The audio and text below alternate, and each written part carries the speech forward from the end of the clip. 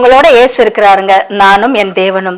நீங்க ஒரு புதிய வாகனம் வாங்க போறீங்கன்னா அதை யார்கிட்டயே சொல்லாதீங்க. நீங்க ஒரு புதுசா வீடு வாங்க போறீங்களா, அதை யார்கிட்டயே சொல்லாதீங்க. நீங்க புதுசா ஒரு பயிற்சியை தொடங்க போறீங்கன்னா தயவு செய்து யார்கிட்டயே சொல்லாதீங்க. உங்களுக்கு ஒரு பதவி உயர்வு வரப்போகுதுன்னா உங்களை கெஞ்சி கேட்டுக்கிற, நீங்க யார்கிட்டயே சொல்லவே சொல்லாதீங்க. ஏன்னா பல நேரத்துல நமக்கு கிடைக்க வேண்டிய நன்மைகள் நடக்காமலே போயிடுது. ஏன் தெரியுமா?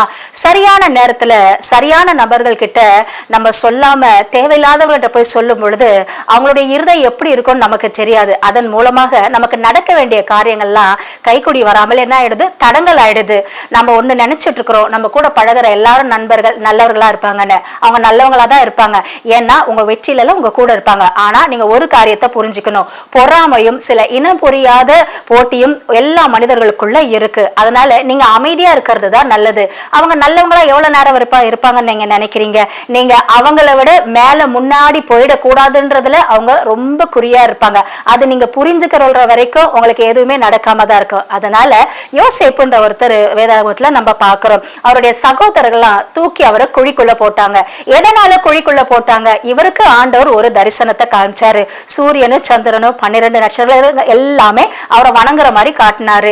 அரிக்கட்டு உயர்ந்திருக்கு, மத்த அரிக்கட்டெல்லாம் கீழே விழுந்திருக்கிறதா அவர் காமிச்சாரு.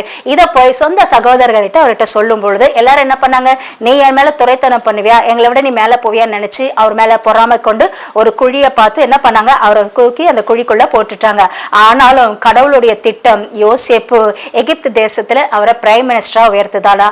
ஆனால் இதை ஏன் நான் உங்களுக்கு சொல்றேன்னா, உங்களுக்கு சரியான நேரத்துல நீங்க போய் யாருக்கிட்ட அதை சொல்லாம நீங்க மனுஷருடைய இருதயம் என்னன்னு தெரியாம நீங்க போய் சொல்லிட்டீங்கன்னா அவங்களுக்கு உங்க மேல வச்சிருக்கிற திட்டம் நிறைவேறதற்கு ரொம்ப நாட்கள் ஆகும். ஆனால் மரியாள் என்கிற ஒரு நல்ல ஒரு வாலிப பெண் பிள்ளை, அவளிடத்துல கேப்ரியல் தூதன் சொல்றான், உன்னிடத்துல ஒரு கர்ப்பத்தின் கனி உருவாகும், அது பரிசுத்த ஆவினால் உண்டாகும், அது உலக ரட்சகர் அப்படின்னு சொல்லிட்டு இயேசுவோட பிறப்பை குறித்து சொல்லும் பொழுது அவள் என்ன பண்ணலாம், தன்னுடைய இருதயத்துல வச்சிருந்தாங்களாம். யார்கிட்டயும் போய் அவங்க வெளியில சொல்லல. அவங்க இருதயத்திலே வச்சு அதை யோசிச்சு அதுக்காக ஜெபம் பண்ணி ஒரு நாள் ரட்சகராகி இயேசு அவங்களுடைய வயிற்றில பிறக்க வந்தாரு. இன்றைக்கு முழு உலகத்துக்கும் அவர் தான் ரட்சகரா இருக்கிறார். அதனால கடவுள் உங்க மேல வச்சிருக்கிற திட்டத்தை குறிச்சு நீங்க ரொம்ப ஜாக்கிரதையா இருங்க. யார்கிட்டயோ எந்த ரகசியத்தையும் சொல்லாதீங்க. இயேசு உங்களோட கூட இருக்கிறாருங்க. God bless you.